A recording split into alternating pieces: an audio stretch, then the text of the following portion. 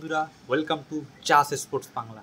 আজ আলোচনা করব কেকেআরকে নিয়ে যেসব রিপোর্ট আসছে, যেসব ব্রেকিং রিপোর্ট আসছে, হতে পারে কেকেআর ম্যানেজমেন্ট কোন প্লেয়ারের সাথে তারা অ্যাপ্রোচ করেছে মেন্টর রোলসের জন্য, তারপর কোন উইকেট কিপার প্লেয়ার বা বলারের সাথে টার্গেট করতে চলেছে মেগা অকশনে অ্যাপ্রোচ করেছে, কথাবার্তা চলছে কোন প্লেয়ারের সাথে ইন্ডিয়ান, সেগুলো নিয়ে আলোচনা করবো। কেকেআরকে নিয়ে A to Z আর ইনফরমেশান দেবো। তো ভিডিওটা ভীষণ ইন্টারেস্টিং হবে।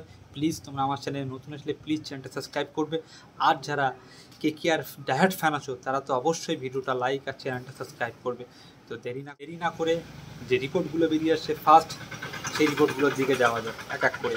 নাম্বার 1, আমরা জানি যে কেকেআর কিন্তু প্রায় 1 থেকে 1 মাস আগে, 25 থেকে 30 দিন আগে বড় কি নিউজ 18 বা দ্য টেলিগ্রাফ, ইন্ডিয়ান যে টেলিগ্রাফ রিপোর্টার, বড় রিপোর্টার কিন্তু রিপোর্ট করেছিল যে কেকেআর মেভি হয়তো জ্যাক ক্যালিসকে অ্যাপ্রোচ করেছে গম্ভীরের রিপ্লেসমেন্ট হিসেবে। তাদের former player, allrounder player, legend player Jack ক্যালিসকে সঙ্গে অ্যাপ্রোচ করেছে। কিন্তু কালকে একটা বড় ব্রেকিং নিউজ আসলো, বড় রিপোর্ট জার্নালিস্ট কিন্তু এই আপডেটটা দিয়েছে যে কেকেআর শ্রীলঙ্কার legend wicket keeper batsman Kumar সাঙ্গাকারের সাথে সে অ্যাপ্রোচ করেছে নিউ মেন্টরের জন্য, যে গম্ভীরের পারফেক্ট রিপ্লেসমেন্ট হবে কিন্তু কুমার সাঙ্গাকার। এই রিপোর্টটা কতটা সত্য? হ্যাঁ বন্ধুরা, এই রিপোর্টটা কিন্তু 99% কিন্তু সত্য। দ্য টেলিগ্রাফ, ইন্ডিয়ান এই রিপোর্টটা কিন্তু কলকাতার সোর্সেরই রিপোর্ট এটা, ঠিক আছে? সে কিন্তু মেনলি কিন্তু কলকাতাকে নিয়ে কিন্তু বড় রিপোর্ট দেয়, ঠিক আছে, ম্যানেজমেন্ট সোর্স থেকে যে রিপোর্টটা। কেকেআর কিন্তু কুমার সাঙ্গাকারের সঙ্গে আমি কিন্তু এই যে রিপোর্টটা আসার পরে কিন্তু অনেক রিসার্চ করেছি, দেখেছি, তারপর অনেকের সাথে কথা বলেছি। সবাই একই কথা বলেছে যে হ্যাঁ কেকেআর কিন্তু অ্যাপ্রোচ করেছে কুমার সাঙ্গাকারের সাথে। কুমার সাঙ্গাকার কিন্তু 80% কেকেআরে কিন্তু মেন্টর হতে পারে। 4 থেকে 5 দিনের মধ্যে কিন্তু এটা নিয়ে কিন্তু কনফার্মেশন চলে আসবে 100%, ঠিক আছে? 4 থেকে 5 দিনের মধ্যে কিন্তু কুমার সাঙ্গাকার কিন্তু কেকেআরকে কিন্তু আপডেট দিয়ে দেবে যে রিপোর্ট অনুযায়ী, ঠিক আছে? তো কেকেআরের নিউ মেন্টর কুমার সাঙ্গাকার হতে পারে। আর কুমার সাঙ্গাকার যদি কেকেআরের নিউ মেন্টর হয় না, তা গৌতম গম্ভীরের কিন্তু পারফেক্ট রিপ্লেসমেন্ট হবে। আমি আজ বলে দিচ্ছি পারফেক্ট রিপ্লেসমেন্ট হবে। কেন বলছি? দেখো, আমরা দেখেছি দাগ আউটে গৌতম গম্ভীর যত সময় ম্যাচ চলতো না, তত সময় কিন্তু চুপচাপ বসে থাকতো, যে খেলাটা কোন প্লেয়ার কোন জায়গাটায় দুর্বল, কোন প্লেয়ারটা কোন জায়গায় ভুল করছে, সে শুধু এক নজরেই কিন্তু সেটাই দেখতো, চুপচাপ থাকতো। গৌতম গম্ভীর কিন্তু মুখে কোনো হাসি থাকতো না যতক্ষণ না ম্যাচ না জিততো। সেম কিন্তু এই কুমার সাঙ্গাকার, রাজস্থান রয়্যালস তোমরা দেখো যদি কুমার সাঙ্গাকার কিন্তু সে কিন্তু একদম গম্ভীরের মতন চুপচাপ থাকে। যত সময় না প্লেয়ার কিন্তু তারা উইনিং পজিশনে যাচ্ছে, তত সময় কিন্তু সেই প্লেয়ারটার দুর্বলতা বা কোন জায়গাটায় সে দুর্বল সেটা নিয়েই কিন্তু সে কিন্তু ভাবতে থাকে। তো কুমার সাঙ্গাকারের সঙ্গে গৌতম গম্ভীরের কিন্তু রিপ্লেসমেন্টটা কিন্তু পারফেক্ট হবে। আর এই কুমার সাঙ্গাকার সে কিন্তু একটা লেজেন্ড প্লেয়ার। আমরা জানি যে শ্রীলঙ্কা তার কান্ট্রির জন্য সে কিন্তু অনেক কিছু দিয়েছে, ঠিক আছে?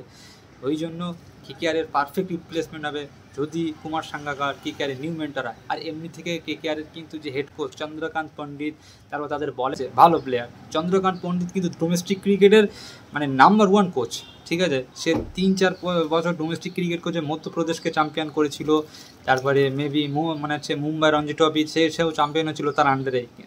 ওই জন্য ডোমেস্টিক ক্রিকেটের পণ্ডিত হচ্ছে চন্দ্রকান্ত পণ্ডিত। তো চন্দ্রকান্ত পণ্ডিতের সঙ্গে কিন্তু কুমার সাঙ্গাকার মেন্টর হবে, দুজনা কিন্তু মিলে কিন্তু কাজ করতে পারে। কেকেআরে কিন্তু অনেক কিছু নিউ রুট ডেভেলপমেন্ট দেখতে পারো কেকেআর প্লেয়ারদের মধ্যে, ঠিক আছে, যদি কুমার সাঙ্গাকার যদি নিউ মেন্টর হয়। তো এটাই বড় আপডেট ছিল যে KKR new mentor Kumar Sangakkara হতে পারে। আমি কিন্তু কালকে ভিডিওই বলেছিলাম যে কেকেআর দুটো প্লেয়ারের সাথে অ্যাপ্রোচ করেছে, দুটি ফরেন 80%, একটা অলরাউন্ডার প্লেয়ার আর একটা ব্যাটসম্যান। তো তারপরেই কিন্তু এই রিপোর্টটা কিন্তু সোশ্যাল মিডিয়ায় কিন্তু আসলো, ঠিক আছে? তো এইরকম ভিডিও পাওয়ার জন্য প্লিজ চ্যানেলটা সাবস্ক্রাইব করবে। আমি এমন তোমাদের রিপোর্ট দেবো না, 3 থেকে 4 দিন আগে আমি বলে দেবো যে কোন রিপোর্ট কোন প্লেয়ারের সাথে কথা বলছে এই টিম, বা কোন কোচিং স্টাফ কোন টিমে আসতে পারে, কোন প্লেয়ারের সাথে অ্যাপ্রোচ, সব কিছু বলে A to Z আপডেট দিয়ে দেবো।